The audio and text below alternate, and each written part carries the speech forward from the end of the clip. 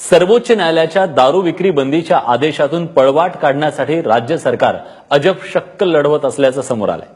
जळगाव महानगरपालिकेने सार्वजनिक बांधकाम विभागाला केलेल्या प्रस्तावातून हा सगळा प्रकार समोर आलाय।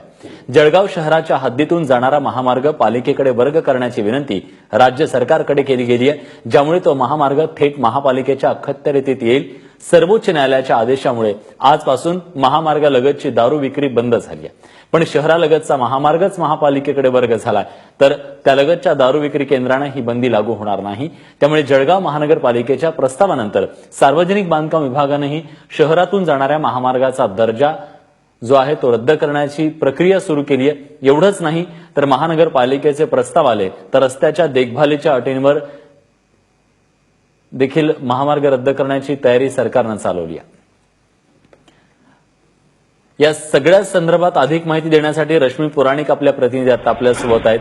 रश्मी, खरं तर मार्ग काढण्यासाठी अनेक कल्पना रचल्या जात आहेत, पण या सगळ्या संदर्भात सरकार नेमकं काय करतंय? सरकार याला प्रतिसाद देत आहे?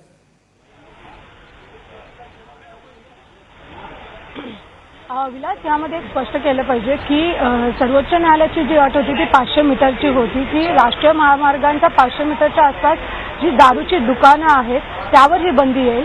आधी जेव्हा एजींचं मत मागवलं होतं त्या मतामध्ये असं म्हटलं होतं की जी दुकानं असतील ती बंद होती, त्यामुळे एखादं रेस्टॉरंट असेल किंवा बार असेल त्यामध्ये ह्याची अडचण येणार नाही।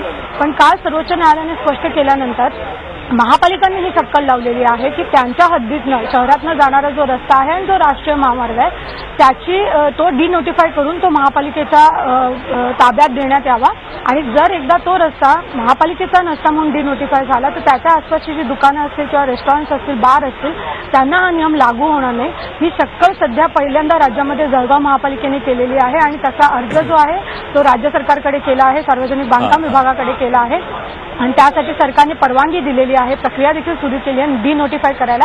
पण सरकारने मात्र इतकं स्पष्ट केलेलं आहे की जर हा रस्ता तुम्हाला हवा असेल तर ह्या रस्त्याचा देखभाल करणं, त्याचा मेंटेनन्स जो आहे त्याचा खर्च तुम्हाला उचलावा लागणार, तो राज्य सरकार उचलणार नाही आणि हीच अट राहणार आहे। जर इतर महापालिका जळगाव महापालिकेनुसार जर पुन्हा एकदा राज्य सरकारकडे आले तर सरकार हीच अट घालून त्यांना डिनोटिफाय करण्यासाठी मंजुरी देईल।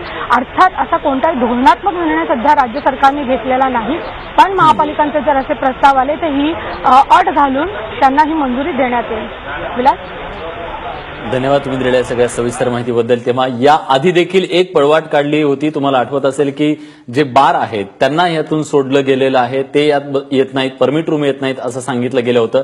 ती पळवाट आणि आता ही दुसरी पळवाट।